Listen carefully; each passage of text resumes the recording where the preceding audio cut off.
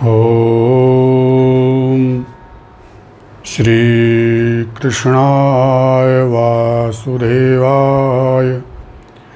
हरिये परमात्मने प्रणतक्लेशनाशाय गोविंदाय नमो नमः। धर्म के प्रति आस्थावान मेरे प्रिय आत्मन, आप सभी को मेरा सादर प्रणाम। महानुभाव, दूसरे, तीसरे, चौथे और पांचवें अध्याय में भगवान ने ज्ञान योग और कर्म योग का वर्णन किया।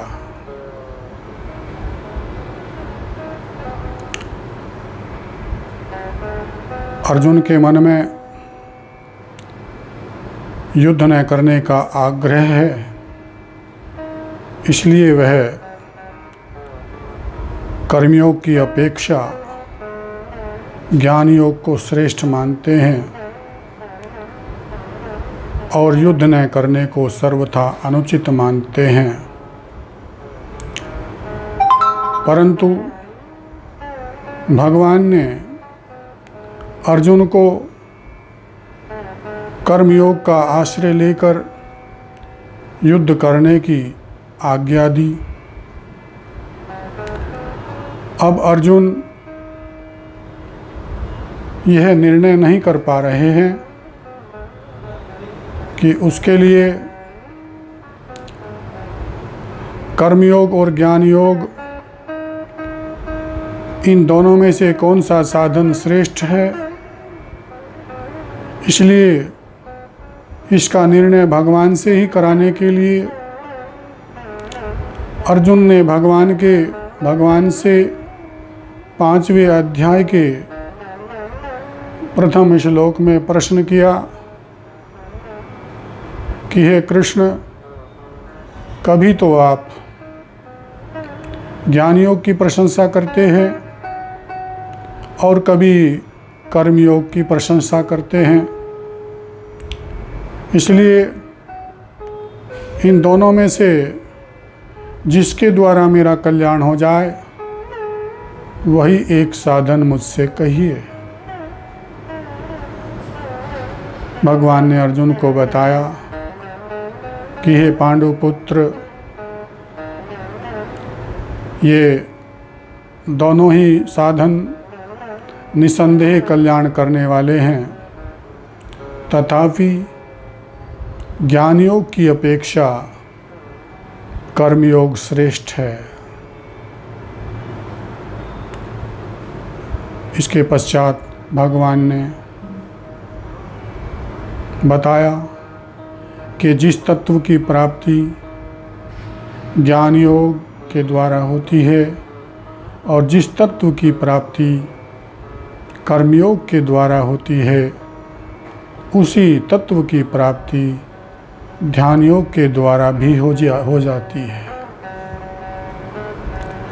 तदनंतर भगवान ने सुगमता पूर्वक कल्याण करने वाली भगवान निष्ठा का, महिमा का वर्णन किया।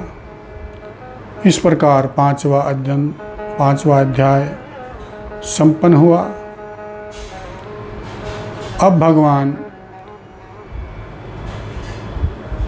पुनः कर्मयोग का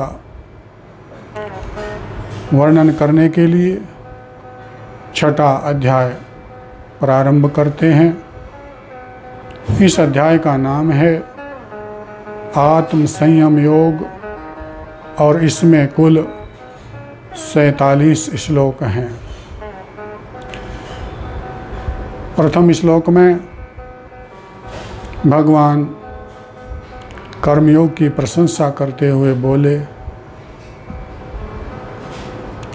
अनाश्रित है कर्म फलम कार्यम कर्म करोति यह से सन्यासी च योगी च च न निरग्निर्न च अक्रियः।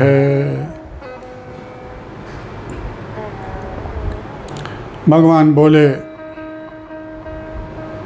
कि कर्मफल का आश्रय न लेकर जो अपने कर्तव्य कर्म का पालन करता है वही सन्यासी है और वही योगी है। केवल अग्नि का त्याग कर देने से कोई सन्यासी नहीं होता और क्रियाओं का त्याग कर देने मात्र से भी कोई योगी नहीं होता।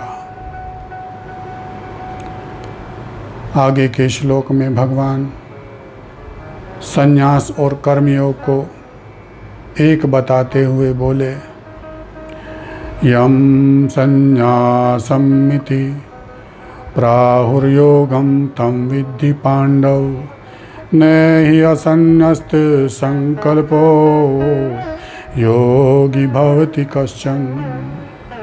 हे पांडुपुत्र अर्जुन, जिसको संन्यास कहा जाता है उसी को तुम योग समझो, क्योंकि संकल्पों का त्याग किए बिना मनुष्य कोई सा भी योगी नहीं हो सकता।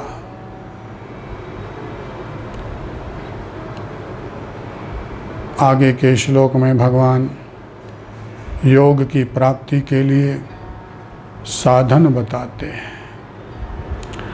आरुरुक्षो मुनेर्योगम कर्म कारणम मुच्यते योगारूढ़स्य तस्यैव शमः कारणमुच्यते। हे अर्जुन, जो मननशील साधक योग में आरूढ़ होना चाहता है उसके लिए कर्म करना कारण कहा गया है और योग में आरूढ़ हुए उस साधक के लिए परमात्मा प्राप्ति में शांति कारण कहा गया है। योगारूढ़ कौन होता है, इसका उत्तर भगवान आगे के श्लोक में देते हैं। यदा हि न इंद्रियार्थेषु न कर्मसु अनुसज्जते सर्वसंकल्प संन्यासी योगारूढ़ तदा उच्यते। भगवान बोले कि जिस काल में साधक न तो इंद्रियों के भोगों में और न ही कर्मों में आसक्त होता है, उस काल में संपूर्ण संकल्पों का त्याग करने वाला वह साधक योगारूढ़ कहा जाता है। अब आगे के श्लोक में भगवान अपना उद्धार करने की प्रेरणा करते हैं। उद्धरेत आत्मनात्मानं न आत्मानम् अवसादयेत् आत्मैव हि आत्मनो बन्धु आत्मैव रिपुरात्मनः। भगवान बोले, अपने द्वारा अपना उद्धार करें, अपना पतन न करें, क्योंकि आप ही अपना मित्र हैं और आप ही अपना शत्रु हैं। आप ही अपना मित्र अथवा शत्रु कैसे हैं, इसका वर्णन भगवान आगे के श्लोक में करते हैं। बंधुरात्मा आत्मनस्तस्य येनात्मैवात्मना जितः अनात्मनस्तु शत्रुत्वे वर्तेत आत्मैव रिपुरात्मनः। भगवान बोले कि जिसने अपने आप से अपने आप को जीत लिया है वह अपने लिए अपना बंधु है, मित्र है, और जिसने अपने आप से अपने आप को नहीं जीता है उसका ऐसे अनात्मा का आत्मा तो शत्रुता में शत्रु की तरह ही व्यवहार करता है। आगे के श्लोक में भगवान जिसने अपने आप पर विजय कर ली है उसके लक्षण बताते हैं।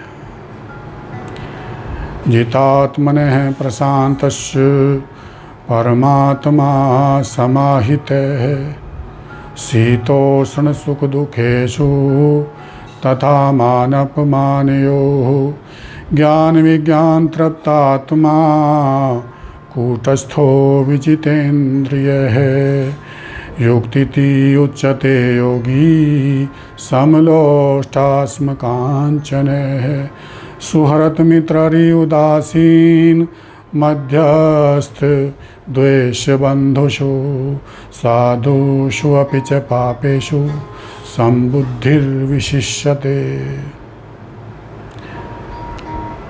जिसने अपने आप पर विजय कर ली है, जो सर्दी गर्मी मान और अपमान में सम रहता है, ऐसे निर्विकार मनुष्य को परमात्मा नित्य प्राप्त है।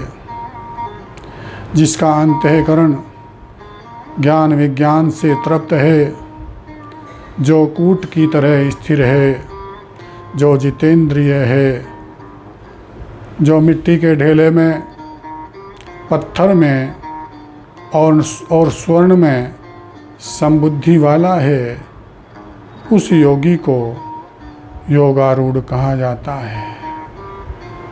सुहृत मित्र शत्रु उदासीन मध्यस्थ और बंधु में तथा साधु आचरण करने वालों में और पाप आचरण करने वालों में संबुद्धि रखने वाला मनुष्य श्रेष्ठ है।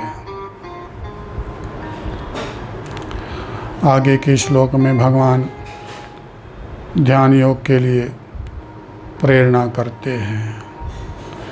योगी युञ्जीत सततम आत्मानं रहसि स्थितः एकाकी यच्चित्तात्मा निराशी अपरिग्रह।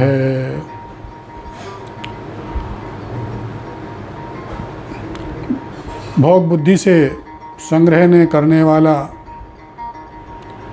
इच्छा रहित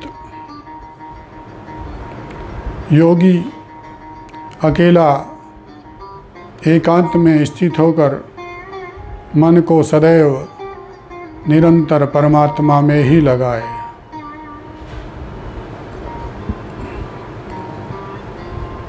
अब आगे के श्लोक में भगवान ध्यान योग के लिए कुछ उपयोगी बातें बताते हैं। शुचौ देशे प्रतिष्ठाय स्थिरम् आसनम् आत्मनः नाति उच्छ्रितं नाति नीचं चैलाजिनकुशोत्तरम् तत्रैकाग्रं मनः कृत्वा यच्चित्तेन्द्रियक्रिये उपविश्य आसने युञ्जयात् योगम् आत्मविशुद्धये समं काय शिरोग्रीवं धारयन् अचलं स्थिरः संप्रेक्ष्य नासिकाग्रं स्वं दिशश्च अनवलोकयन्। शुद्ध भूमि पर जिस पर क्रमशः कुश मृगशाला और वस्त्र आदि बिछे हों, जो न अधिक ऊंचा हो और जो न अधिक नीचा हो, ऐसे अपने आसन को स्थिर स्थापन करके चित्त और इंद्रियों की क्रियाओं को रोककर मन को सर्वथा वश में करके उस आसन पर बैठकर फिर केवल अंतःकरण की शुद्धि के लिए ही योग का अभ्यास करें।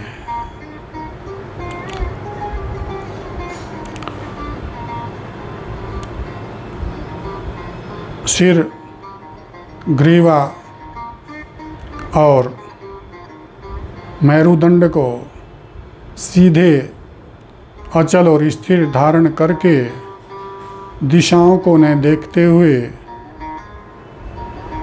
नासिका के अग्रभाग पर दृष्टि रखते हुए ध्यान का अभ्यास करें।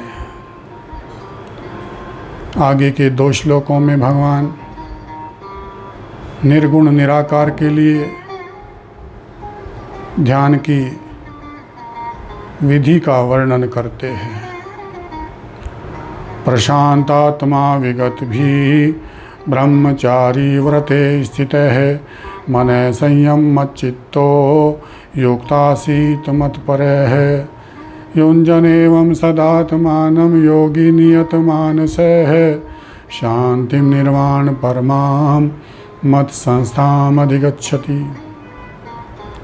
भगवान बोले कि जिसका अंतःकरण सर्वथा शांत है, जो भय रहित और ब्रह्मचारी व्रत में स्थित है, ऐसा योगी मन को वश में करके मुझ में चित्त को लगाता हुआ मेरे परायण होकर बैठे।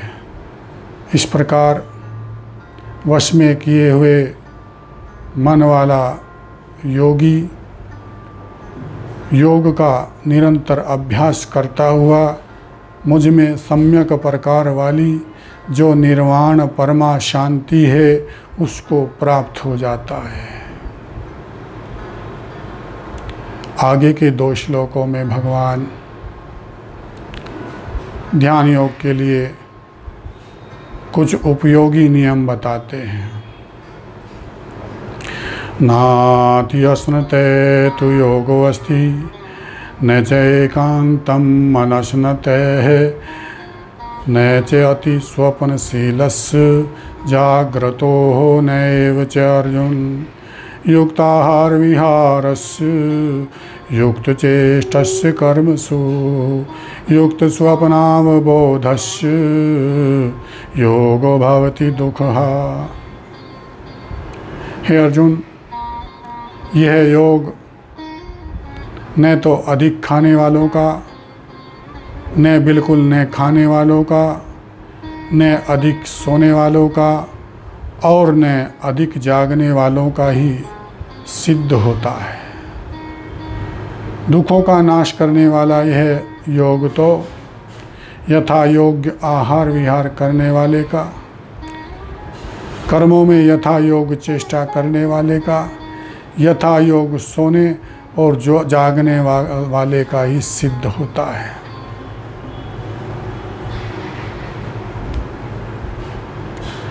अब योगी कौन होता है, इसे भगवान आगे के श्लोक में बताते हैं। यदा विनियतं चित्तम आत्मन्येव अवतिष्ठते निस्पृह सर्वकामेभ्यो युक्तिति उच्यते तदाह। भगवान बोले कि जिस काल में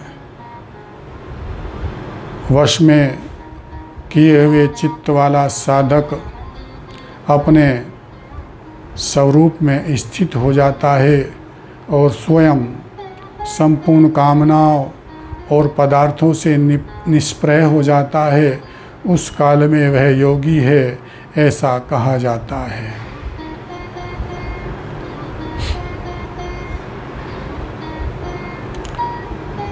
अब आगे के श्लोक में भगवान दीपक का दृष्टांत देकर योगी की अवस्था का वर्णन करते हैं। यथा दीपो निवातस्थो नैंगते सा उपमा स्मृतः योगिनो यत् चित्तस्य युञ्जयतो योगमात्मनः। जिस प्रकार स्पंदन रहित वायु के स्थान में दीपक की लौ चेष्टा रहित हो जाती है, ऐसे ही योग का अभ्यास करते हुए योगी का चित्त भी चेष्टा रहित हो जाता है। जिस अवस्था में योग की प्राप्ति हो जाती है उसका वर्णन भगवान आगे के श्लोक में करते हैं। यत्र प्रमते चित्तम निरुद्धम योग सेवया यत्र चैवात्मना आत्मानं पश्यन्नात्मनि तुष्यति। जिस अवस्था में निरुद्ध चित्त योग का सेवन करने से उपराम हो जाता है और जिस अवस्था में अपने आप से अपने आप को देखता हुआ अपने आप में ही संतुष्ट हो जाता है। ध्यान योगी अपने आप में ही संतोष का अनुभव करता है। इसके पश्चात क्या होता है इसे भगवान आगे के श्लोक में बताते हैं। सुखम आत्यंतिकम यत्तद्बुद्धिग्राह्यम अतीन्द्रियम वेत्ति यत्र न चैवायम स्थितश्चलति तत्वतः।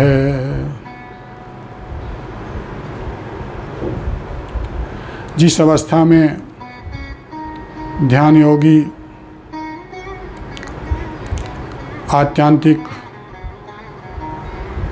अतीन्द्रिय और बुद्धिग्राह्य सुख का अनुभव करता है और फिर जिस अवस्था में यह ध्यान योगी तत्व से फिर विचलित नहीं होता। ध्यान योगी तत्व से विचलित क्यों नहीं होता इसे भगवान आगे के श्लोक में बताते हैं। यम लब्ध्वा चा परम लाभम मन्यते नाधिकं ततः यस्मिन् स्थितो न दुखेन गुरुणापि विचाल्यते। भगवान बोले जिस लाभ की प्राप्ति होने पर अन्य कोई लाभ ध्यान योगी के मानने में भी नहीं आता और जिस सुख में स्थित होने पर फिर वह भारी से भारी दुख से भी विचलित नहीं किया जा सकता। आगे के श्लोक में भगवान आत्यांतिक सुख की प्राप्ति के लिए ध्यान करने की प्रेरणा करते हैं। तम विद्यात दुख संयोग वियोग गम योग संगितम से निश्चयेन योक्तव्यो योगो अनिर्विण्ण चेतसः। जिसमें दुखों के संयोग का ही वियोग है उसी को योग नाम से कहा जाता है और यह योग जिस ध्यान योग का लक्ष्य है उस ध्यान योग का अभ्यास ने उकताए हुए चित्त से निश्चय पूर्वक करना चाहिए। अब आगे के 2 श्लोकों में भगवान ध्यान के लिए निर्गुण निराकार की विधि का वर्णन करते हैं। प्रशांतात्मा विगत भी संकल्प प्रभवान कामांस त्यक्त्वा सर्वान् शेषतः मनसा एवेन्द्रिय ग्रामं विनियम्य समन्ततः शनैः शनैः उपरमेत् बुद्धया धृति ग्रहीत्या आत्मसंस्थं मनः कृत्वा न किंचिदपि चिंतयेत्।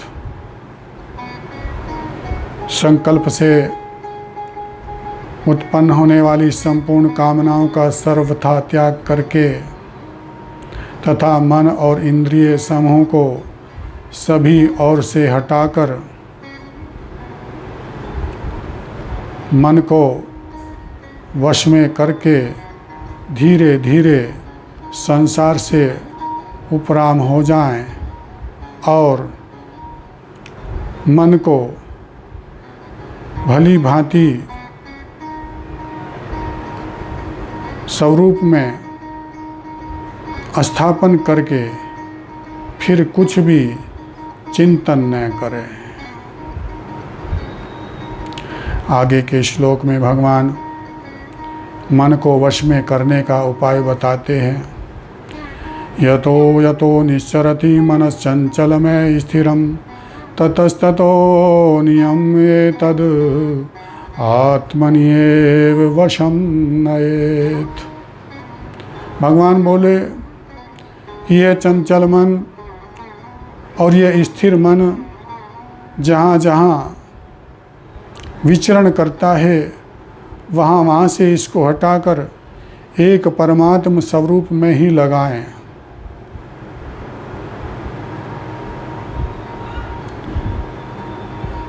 आगे के श्लोक में भगवान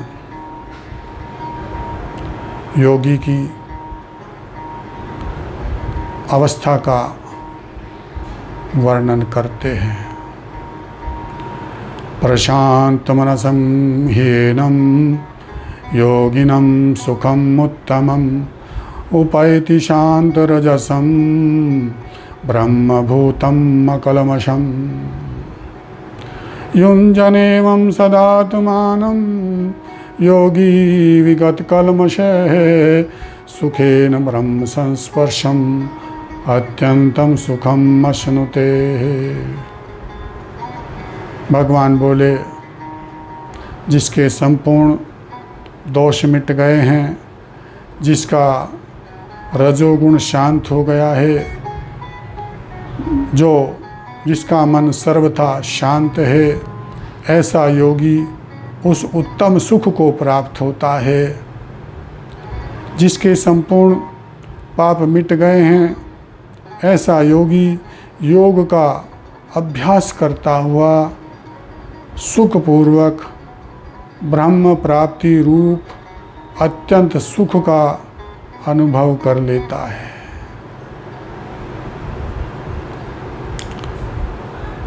अब आगे के श्लोक में भगवान ध्यान से युक्त सांख्य योगी के अनुभव का वर्णन करते हैं। सर्वभूतस्थं आत्मानं सर्वभूतानि च आत्मनि ईक्षते योगयुक्तात्मा सर्वत्र समदर्शने।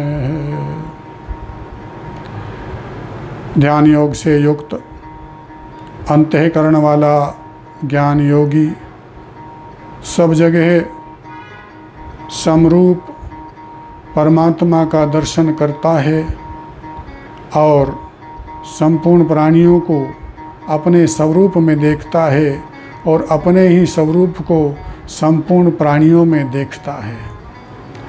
आगे के श्लोक में भगवान ध्यान करने वाले भक्ति योगी का अनुभव बताते हैं।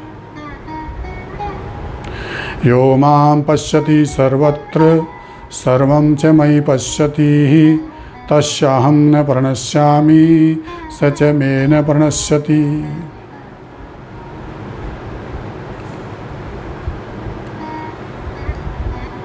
जो सब में मुझको देखता है और सबको मुझ में देखता है, ऐसा भक्ति योगी मुझसे अदृश्य नहीं होता और मैं भी उससे अदृश्य नहीं होता। आगे के श्लोक में भगवान भक्ति योगी के लक्षण बताते हैं। सर्वभूति स्थितं यो मां भजति एकत्वमास्थितः सर्वथा वर्तमानोऽपि स योगी मयि वर्तते।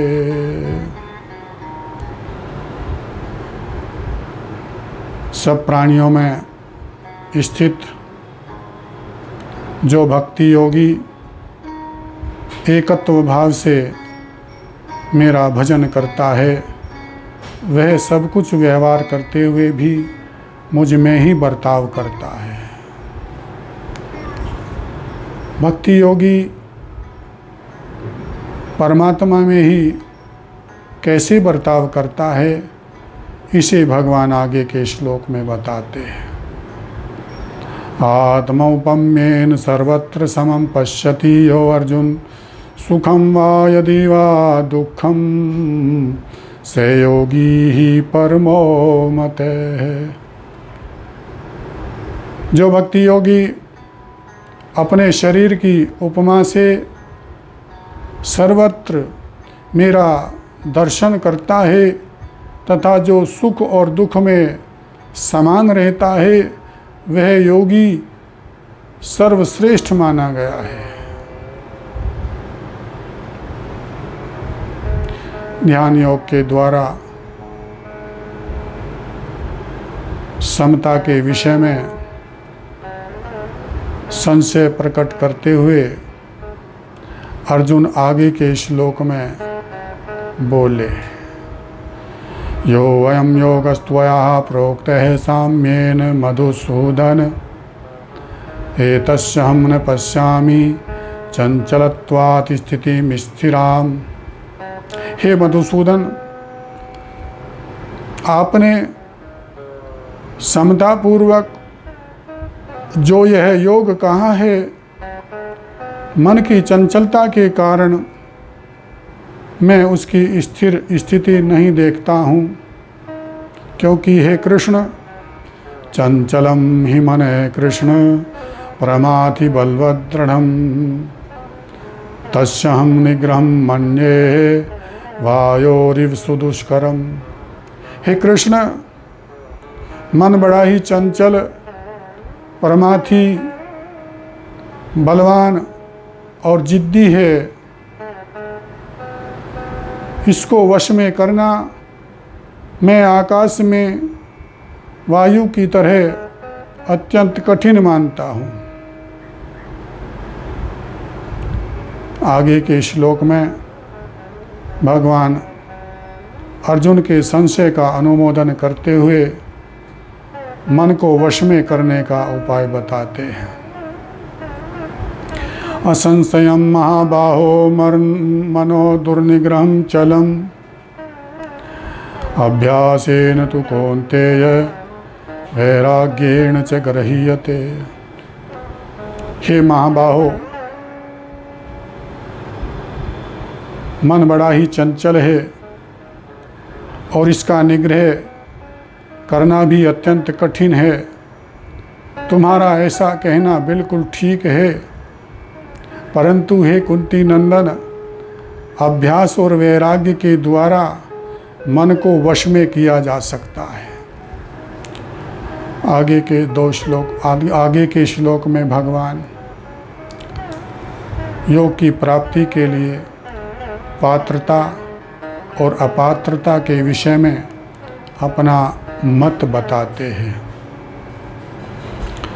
असंयतात्मना योगो दुष्प्रापः इति मे मति, वश्यात्मना तु यतता शक्यो अवाप्तुम उपायतः। भगवान बोले कि जिसका मन वश में नहीं है, उसके द्वारा योग की प्राप्ति होना कठिन है, परंतु जिसका मन वश में है, उसके द्वारा उपाय पूर्वक यत्न करने पर मन को वश में किया जा सकता है और योग को प्राप्त किया जा सकता है, ऐसा मेरा मत है।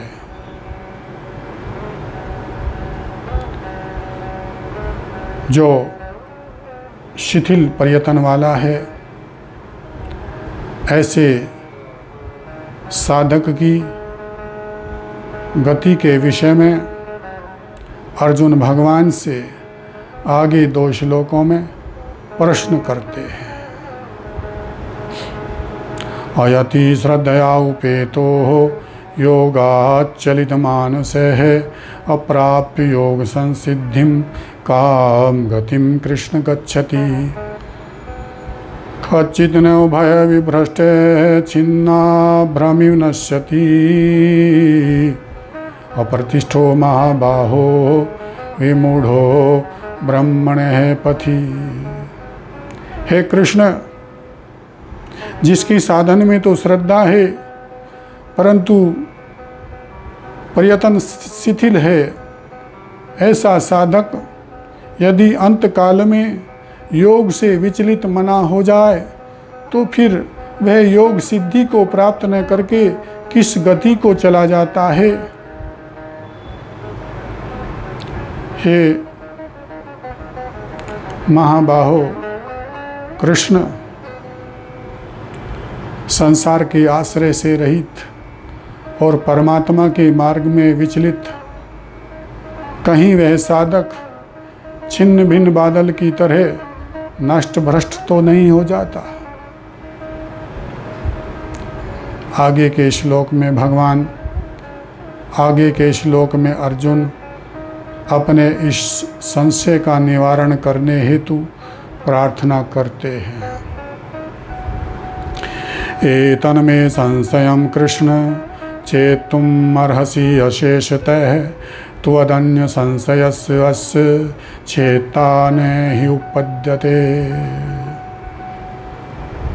हे कृष्ण, मेरे इस संशय का छेदन करने में आप ही सक्षम हैं।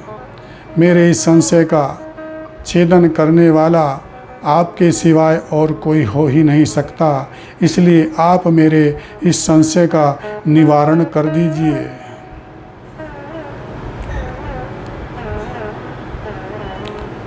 आगे के श्लोक में भगवान अर्जुन के संशय का निवारण करते हुए बोले,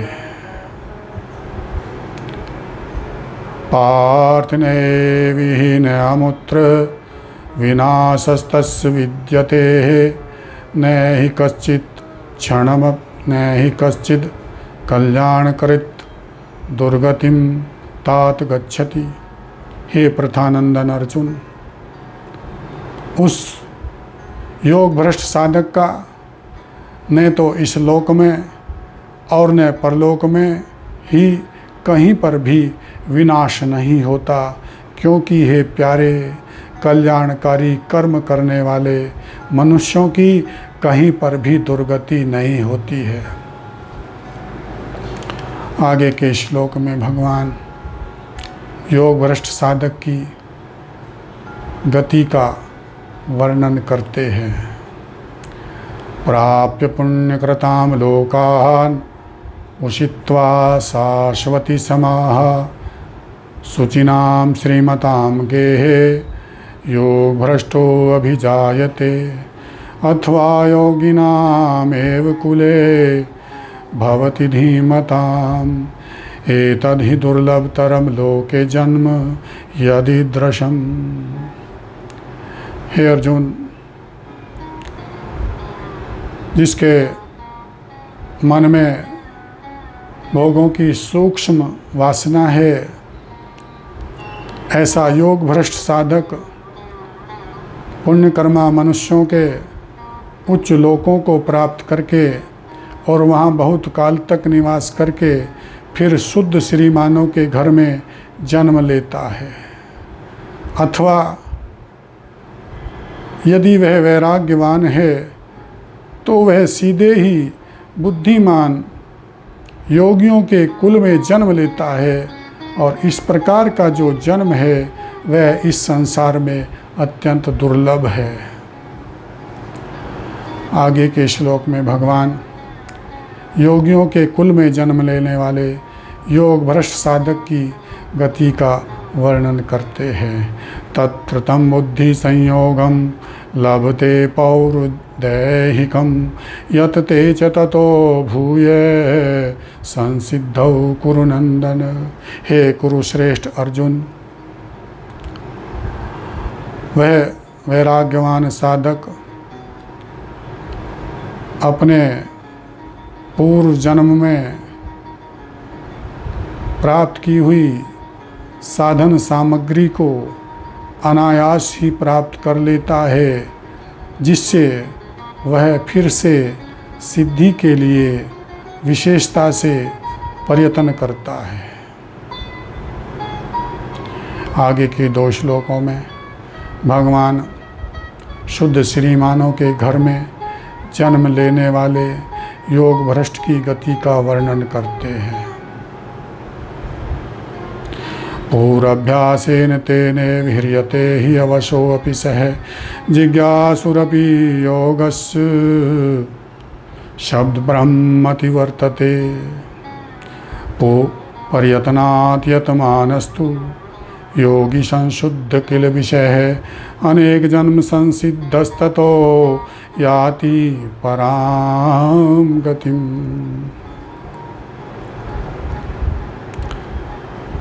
वह भोगों की सूक्ष्म कामना वाला योग भ्रष्ट साधक भोगों के परवश होते हुए भी पूर्व मनुष्य जन्म के अभ्यास के कारण परमात्मा की तरफ अवश्य ही खिंच जाता है, क्योंकि योग का जिज्ञासु भी वेदों में कहे हुए सकाम कर्मों का अतिक्रमण कर जाता है।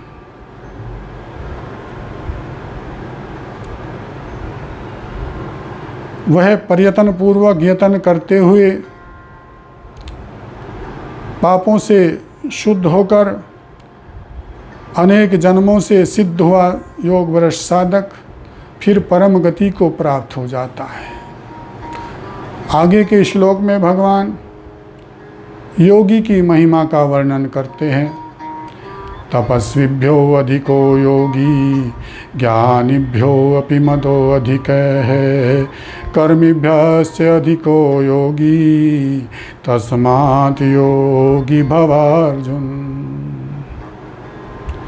हे अर्जुन,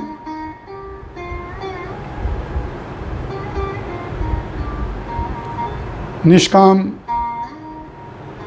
तपस्वी से भी योगी श्रेष्ठ है, ज्ञानियों से भी योगी श्रेष्ठ है और कर्मियों से भी योगी श्रेष्ठ है। इसलिए हे अर्जुन, तू योगी हो जा। आगे के श्लोक में भगवान भक्ति योगी की विशेष महिमा का वर्णन करते हैं। योगिनामपि सर्वेषां मद्गतेनन्तरात्मनः श्रद्धावान भजते यो माम से मे युक्त तमो मतः। भगवान बोले कि हे अर्जुन, उन योगियों में भी मुझ में तल्लीन हुए मन वाला जो साधक, जो योगी मेरा श्रद्धा पूर्वक भजन करता है, वही सर्वश्रेष्ठ योगी माना गया है। ओम तत्सदिति श्रीमद्भगवद्गीतासूपनिषत्सु ब्रह्म विद्यायां योगशास्त्रे श्रीकृष्णार्जुन संवादे आत्मसंयम योगो नाम षष्ठो अध्याय। ओम तत्सत इति इन भगवान नामों के उच्चारण के साथ उपनिषद स्वरूप ब्रह्म विद्या योग में योग शास्त्र में श्रीमद् भगवद गीता में संकलित आत्म संयम योग नामक छठा अध्याय संपन्न होता है। प्रेम से बोलिए जय श्री कृष्ण, जय श्री कृष्ण।